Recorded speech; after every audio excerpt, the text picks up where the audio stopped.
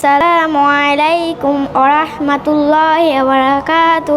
আমি মাইজদি নোয়াখালী দারুল উলুম আল আকরাম মাদ্রাসায় পড়ি। 1 নাম্বার হাদিস শরীফ, আখলিস দীনাকা ইয়াকফিকাল আমালুল কলিল। তোমার ইমানকে খাঁটি করো, অল্প আমলই নাজাতের জন্য যথেষ্ট হইবে। Purify your belief, a little good deed will be enough for you salvation. 2 number হাদিস শরীফ, খৈরুকুম মান তাআল্লামাল কুরআনা ওয়া আল্লামা। অর্থ, তোমাদের মধ্যে সর্বোত্তম ওই ব্যক্তি যে কোরআন মাজিদ শিক্ষা করে এবং শিক্ষা দেয়।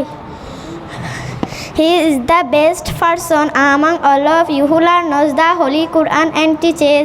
3 নাম্বার হাদিস শরীফ, তলাবুল ইলমি ফারিজাতুন আলা কুল্লি মুসলিম। অর্থ, দ্বীনি ইলম শিক্ষা করা প্রত্যেক মুসলমানের উপর ফরজ। To learn Islamic education is obligated on every Muslim. 4 number হাদিস শরীফ, আত-তুহুরু শাতরুল ঈমান। অর্থ, পবিত্রতা ঈমানের অঙ্গ। Cleanliness a part of ঈমান। 5 নাম্বার হাদিস শরীফ, মিফতাহুল জান্নাতিস সালাত, নামাজ বেহেশতের চাবি। সালাত কি টু হেভেন। আসসালামু আলাইকুম ওয়া রাহমাতুল্লাহি ওয়া বারাকাতুহু।